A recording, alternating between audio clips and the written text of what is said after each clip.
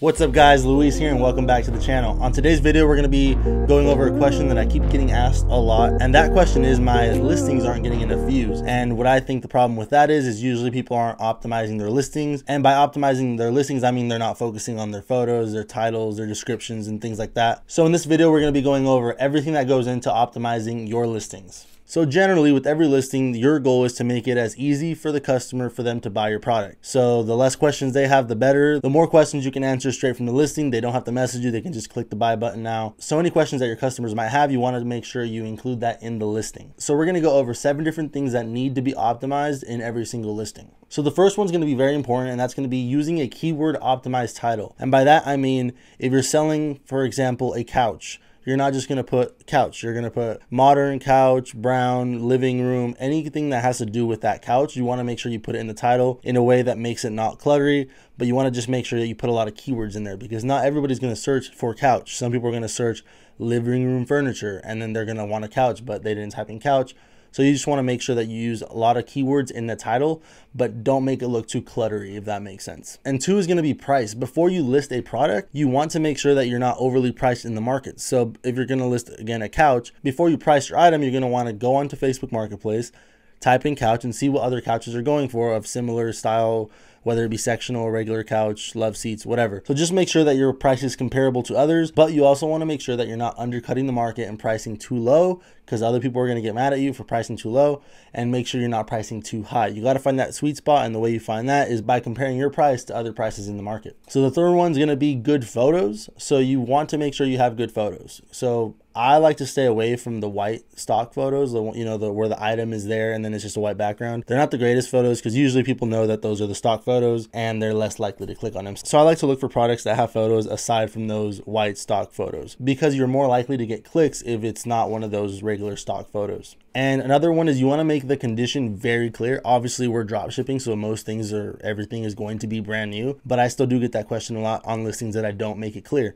So in the title you want to make sure that you put new blank blah blah blah blah, or somewhere in the description you want to say that it is a brand new item in the box. People are still going to ask this question sometimes, but it's going to definitely lower the amount of questions that you do get as far as condition. And this is another one that I think is huge, that definitely improves listings a lot, and that is in the description. You kind of have to be a salesperson. You kind of have to get some emotion, get some benefits to your product, make them visualize them using your product. So if you're using, for example, a grill, in the description you can put enjoy this grill with your friends on a hot summer night, blah blah blah blah. Anything that will make them actually visualize using your product, because a lot of listings focus too much on the product and not like the selling aspect, because at the end of the day you are selling something, and when you sell something you want to sell emotion, and people tend to buy emotion more than like this item is 12 inches long and 10 inches tall. Like, yeah, people don't really care about that. People want to feel good. So always include some sort of emotion thing inside of your description.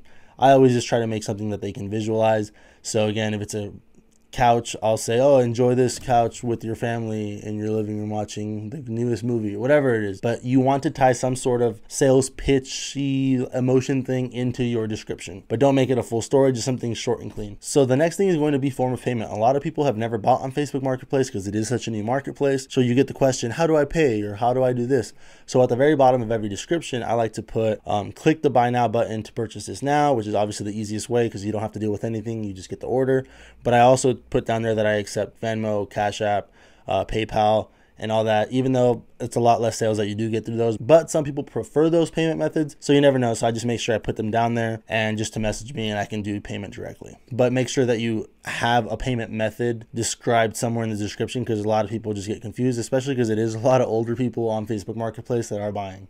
And this is another thing in your description that's going to just filter out a lot of bad messages, and it's just, you need to make it very clear that there is no local pickup.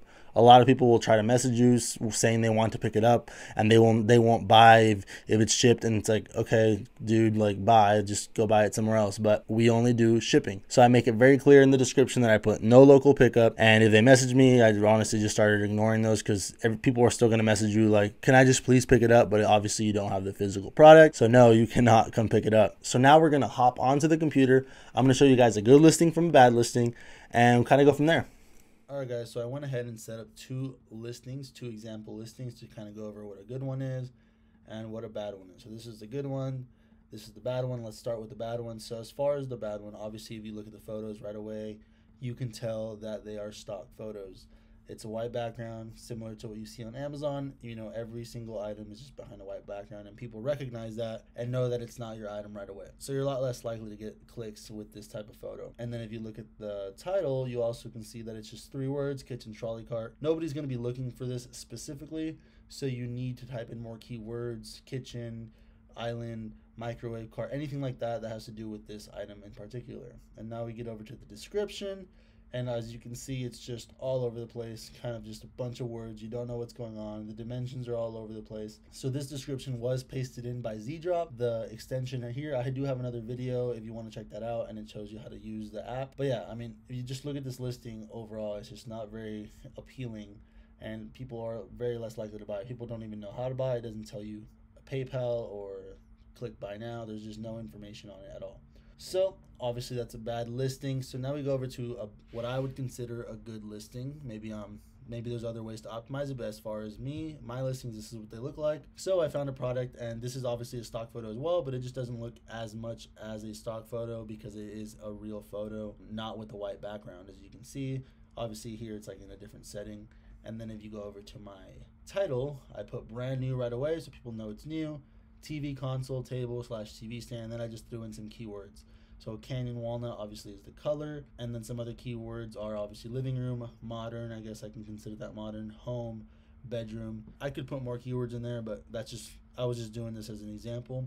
And then if you go down to my description, it's a lot more kind of organized in the last one we saw. So as you can see, you know, I have this in all of my listings. Item is brand new, blah blah blah, covered by Facebook purchase protection. This really helps people buy. They feel a little bit more safe. How to buy, click buy now button, boom boom boom. Dimensions, very easy to understand compared to the other listing.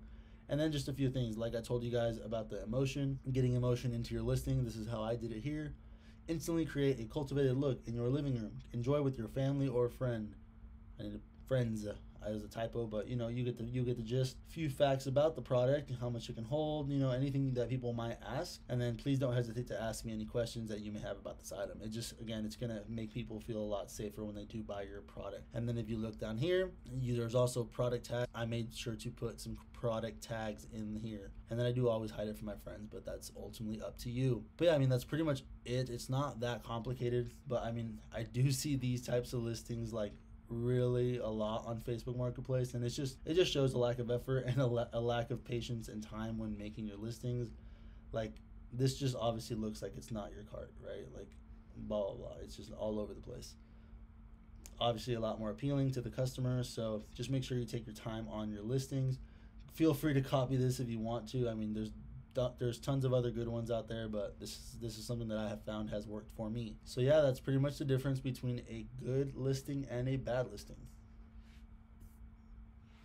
So that's pretty much it, guys. You guys already know, quit the slack and make it happen. If you guys got any sort of value from this video, make sure you hit the like button and hit the subscribe button if you haven't already. I would really appreciate that. I just broke 400 this week, so that's pretty exciting. But yeah, guys, appreciate it, and I'll see you guys next time.